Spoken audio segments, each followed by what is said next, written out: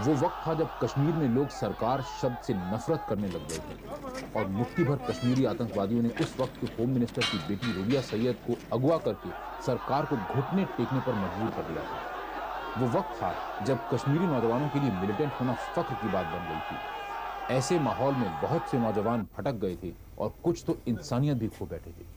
उनमें से एक था बिट्टा कराटे, जो भारत को तोड़ने के इरादे से ही पाकिस्तान ऑक्युपाइड कश्मीर गया था। वो आखिर टेररिस्ट क्यों बना? लोकल एडमिनिस्ट्रेशन ने हमें बहुत सताया जी, लोकल एडमिनिस्ट्रेशन ने हमें बहुत सताया, इसलिए तंग आकर मैं उसमें गया। तो आप हिंदुस्तान के दुश्मन बन गए? जी। यानी लोकल एडमिनिस्ट्रेशन ने आपको आपकी देखभाल ठीक तरह नहीं की, तो आप हिंदुस्तान के दुश्मन बन गए और आपने मासूम लोगों की जानें लेनी शुरू कर दी। मासूम लोगों की कहाँ जाने शुरू कर ली, मैं कहाँ उनकी जाने ले लिया हमने, मुझे ऊपर से हुक्म मिलता था। कौन देता था हुक्म? इशफाक मजीद वानी। कश्मीर लिबरेशन फ्रंट का एरिया कमांडर इशफाक मजीद वानी बिट्टा कराटे को 32 दिन की ट्रेनिंग के लिए सरहद के पार ले गया। पाकिस्तानियों ने इनमें से किसी पर भी विश्वास नहीं किया। जब भी उन्होंने जगह बदली, उन्होंने इनकी आंखों पर पट्टी बांध दी। तो जो लोग आप पर इतना यकीन भी नहीं करते कि जहां ट्रेनिंग दे रहे हैं वहां आपको आंख पर पट्टी बांध के ले जा रहे हैं, हाँ, हर एक को ले जा रहे हैं, हर एक को ले जा रहे हैं। हाँ, उन लोगों के लिए आप जान तक अपनी जान की बाजी लगाने को तैयार थे? नहीं, हमारे जहन में कुछ क्या था कि हम कश्मीर को अलग करेंगे, लिबरेट करेंगे, वही हमें मतलब इधर से सिखाते थे। जब भी आप किसी का मर्डर करते थे तो क्या हमेशा इशफाक मजीद वानी का ऑर्डर होता था तब करते थे या अपनी मर्जी से भी कर सकते थे? नहीं, अपनी मर्जी से मैं किसी को नहीं मारता था, ऊपर से ऑर्डर मिलता था, लीडर ऑर्डर देते थे कि अच्छा, ऑर्डर दे किसी को मार दो, आप मार देते थे? हाँ जी। चाहे वो कोई भी हो? कोई भी हो। अगर वो कहता कि अपने सगे भाई को जान से मार डालो? जी, मैं तो मार देता। अगर वो कहता अपनी माँ को जान से मार डालो? मैं तो मार देता। तो ये तो गुलामी से भी बदतर हालत हो गई आपकी। नहीं, गुलामी कहाँ, मैंने कहा ना, पहले हम जब ज्वाइन करता है कोई लड़का, ज्वाइन होने से पहले वो हाल उठवाते हैं, ये काम है जी, अगर नहीं है तो आप जा सकते हैं। कश्मीर लिबरेशन फ्रंट के लिए काम करते करते बिट्टा कराटे के दिमाग में देशद्रोह की भावना इतनी ज्यादा भर गई थी कि निर्दोष लोगों को जान से मारने में उसे जरा भी झिझक नहीं थी। नहीं, मासूम नहीं है, मतलब वो बेगुनाहों को नहीं मारते उसको, मतलब नहीं, लेकिन आपको तो नहीं मालूम कि वो आदमी मासूम है कि गुनाहगार है? नहीं जी। आपको हुक्म दिया कि मार डालो, आपने मार डाला? He is not one of the most dreaded terrorists, but he was a compulsive killer, and we were after him for a long time because he committed some very gruesome murders in front of women and children and things like that. अच्छा, आपने कितने लोगों की जानें ली? मुझे याद नहीं कितने लोग मारे। यानी आपने इतने सारे लोग मार डाले कि आपको ये भी नहीं याद कि आपने कितने लोग मार डाले? 10-12 हमारे होंगे। 10-12 की 20? अब 20 ही लगा दीजिए, 20 ही हमारे। सारे के सारे कश्मीरी पंडित थे कि कोई मुसलमान भी थे उसमें? मुस्लिम थे उसमें। कितने मुस्लिम, कितने कश्मीरी पंडित थे? ज्यादा कश्मीरी पंडित थे? जी। क्यों, ऐसा क्यों? ऊपर से ऑर्डर मिलता था, मैंने कहा। अच्छा, पहला जिस आदमी को पहले आपने जान से मारा वो कौन था?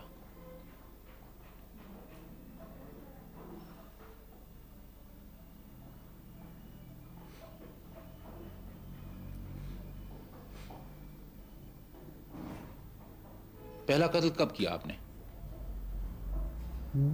पहला कत्ल कब किया आपने? वही मैं सोच रहा हूँ। पहला मर्डर मैंने सतीश को मारा। सतीश कौन? सतीश कुमार टिक्कू। टिक्कू कौन था ये? मुझे ऊपर से मतलब ऑर्डर दिया गया कि उसको हिट करो, मैंने किया। कौन था ये? पंडित लड़का। सिर्फ इसलिए कि पंडित था? नहीं, वो शायद आरएसएस का था। तो क्या आरएसएस का होना किसी के लिए गुनाह है? यानी अगर कोई आदमी आरएसएस का मेंबर हो तो आप उसे जान से मार डालेंगे? मैंने कहा ना, मुझे ऊपर से इंस्ट्रक्शन मिलता था कि फलानी को मारो, अगर मेरी जगह किसी और को मिल जाता कि फलानी को मारो, उसको मारना था। जिस लड़के ने, बिट्टा कराटे ने सतीश को जान से मारा, उसके लिए आप क्या सजा मुनासिब समझते हैं? क्या समझते हैं आप? बेटा तो मेरा कहाँ से वापस आएंगे तो क्या कहूँगा। किस चीज से मारते थे आप? पिस्टल से। हमेशा पिस्टल से ही मारते थे या AK-47 से भी मारते थे? AK-47 से हम सिक्योरिटी वालों पर एक्शन फायरिंग करते थे। अच्छा, और जब किसी एक आदमी को मारना होता था तो पिस्टल से? पिस्टल से। तो अकेले जाते थे कि 2-3 आदमी साथ होते थे? मैक्सिमम मैं अकेला जाता था। तो नकाब पहनी होती थी आपने? नकाब के बगैर जी। यानी लोग आपको देखते थे कि आप हैं जो जान से मार रहे हैं किसी को? जी लोग पहचानते थे आपको? तो लोगों ने आपको पुलिस के हवाले नहीं किया? नहीं जी, इसका मतलब लोग उस वक्त आपको... लोग साथ देते थे। अच्छा, कभी ऐसा हुआ कि आपने जिस आदमी को मारना चाहा, आपने कोशिश की लेकिन आप फेल कर गए? नहीं जब भी आपने कोशिश की सफल हुए? जी, सफल हुए। मैं जिधर निशाना चाहता था लगा उधर बराबर पहुंच जाता। तो इसमें क्या खासियत थी आपकी, मतलब क्या बात थी कि आप हमेशा सफल हो जाते थे? मतलब मसल पावर पे होते हैं, मसल पावर। हाँ। पिस्टल सबसे टफ फायर होता है पिस्टल फायर, और पिस्टल फायर में मसल पावर अच्छे होने चाहिए। और आप नज़दीक जाके एकदम फायर करते होंगे? नज़दीक नहीं, डिस्टेंस बहुत रखता था। कितना डिस्टेंस? 30 गज 20 गज। इतनी दूर से पिस्टल से मार देते थे? जी। और क्या कहाँ निशाना ताकते थे, सर का कि दिल का? मैक्सिमम मैं सर का या हार्ट का लगाता था। तो जब लोग मर जाते थे या आपके सामने तड़पते भी होंगे तो आपको कभी ऐसा लगता था कि मैं क्या कर रहा हूँ, मैं इंसान हूँ, इंसान की जान ले रहा हूँ? पहले लग रहा था, बाद में नहीं।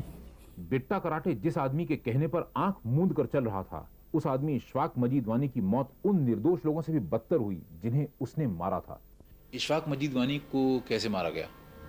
वो तो काउंटर में मारा गया। एनकाउंटर में? इनकाउंटर में मारा गया। जेन्युइन एनकाउंटर था? जंग इनकाउंटर, मतलब सही एनकाउंटर था? सही इनकाउंटर। असलियत में वो सिक्योरिटी फोर्सेस के ऊपर फायर कर रहा था? नहीं तो वो तो कवर पोजीशन में खड़ा था, लेकिन लड़ रहा था सिक्योरिटी फोर्सेस से? बाकी जो लड़के थे वो लड़ रहे थे, और उसने हैंड ग्रेनेड फेंकने की कोशिश की, हथगोला। इशफाक मजीद वानी ने? जी, और इसके ऊपर फायर 2-4 आ गए। लेकिन अब बिट्टा कराटे को लगता है कि पाकिस्तान ने उसके साथ धोखा किया है। उन्होंने कहा पहले जब मैं 88 में जब मैंने इन्फिल्ट्रेशन की, तब उधर जब ट्रेनिंग की, उन्होंने कहा कि आप अंदर से कुछ करो, जब लोग आपके साथ होंगे तो बाकी हम कुछ करें, बाकी हम सब हम पर डालो। यानी पाकिस्तान हिंदुस्तान पे अटैक करेगा, जंग करेगा। तो फिर ऐसा तो हुआ नहीं? ऐसा तो नहीं हुआ। तो आपको कैसा महसूस हुआ? अब तो दुख हो रहा है बहुत। मतलब आपको ऐसा लगा कि आपके साथ धोखा हुआ? बहुत धोखा हुआ है।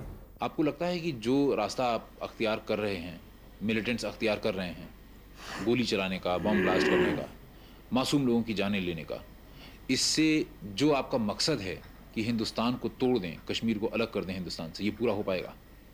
मेरे ख्याल में मुश्किल है कि नामुमकिन है? मुश्किल है, मुश्किल भी है और नामुमकिन भी है। तो फिर क्यों आप लोग ये रास्ता अख्तियार कर रहे हैं अगर आपका मकसद पूरा नहीं होने जा रहा है? अब मैं मेरे भाइयों को ये चाहिए कि वो गवर्नमेंट से बातचीत करें। जो मिलिटेंट है उनको ये चाहिए कि अब गवर्नमेंट से बातचीत करें, क्योंकि उधर डकैती हो रही है, रैप्स हो रहे हैं। क्या हो जाए? रैप्स हो रहे हैं उधर। रेप्स हो रहे हैं? जी। किसके? वो तो लड़कियों के रेप्स हो रहे थे। कौन कर रहा है? पता नहीं कौन कर रहा है, मतलब हो रहे हैं ना, बहुत जुल्म हो रहा है उधर, डकैती हो रही है, गन पॉइंट पर पैसे ले रहे हैं मिलिटेंट्स? मिलिटेंट सब। और लड़कियों का रेप भी करते हैं मिलिटेंट्स? अब रैप भी कर रहे हैं। और लोगों के ऊपर ये भी दबाव डाल रहे हैं कि अपनी लड़की की शादी फलां से कर दो, अपनी लड़की की शादी फलां से कर दो। नहीं, उसके बारे में मुझे इल्म नहीं है। लेकिन ये आपकी जानकारी है कि मिलिटेंट्स लड़कियों को रेप करते हैं? जी, कर रहे हैं अब। और जोर से पैसे भी, गन पॉइंट से पैसे भी ले रहे हैं। अब बिट्टा कराटे भारी संख्या में मिलिटेंट्स के आत्मसमर्पण के बारे में क्या सोचता है? सरेंडर कर रहे हैं, ठीक कर रहे हैं जी। जो सरेंडर कर रहे हैं, ठीक कर रहे हैं। ठीक कर रहे हैं? जी, ठीक कर रहे हैं। लेकिन जो बाकी मिलिटेंट्स हैं जो सरेंडर नहीं कर रहे हैं, वो जीने देंगे इन लोगों को जो सरेंडर कर रहे हैं? उनको भी सरेंडर करना चाहिए, लेकिन या होगा बातचीत क्या? करनी चाहिए। करना चाहिए तो अलग बात है, लेकिन हाँ होगा क्या? मतलब क्या वो सरेंडर कर देंगे सारे के सारे मिलिटेंट्स जो इस समय 3000 या उससे ज़्यादा मिलिटेंट्स हैं वैली में? नहीं जी, तो असलियत में होगा क्या? मैंने कहा तबाही होगी। क्या सज़ा होगी आपकी? जो देंगे वो भी मंजूर है। क्या लगता है आपको, क्या सज़ा होगी आपकी? हो सकता है उम्र कैद हो जाए, हो सकता है फांसी भी हो सकती है। ज़्यादा क्या संभावना है, पॉसिबिलिटी क्या है? मेरे दिमाग से फांसी हो सकती है। आपको कबूल है फांसी? जी, कबूल है। This man, who's so casual about killing other people, clearly sees his own end in a misguided glory of martyrdom. What kind of a cause is this that dehumanizes a man so much that he's willing to kill his own mother?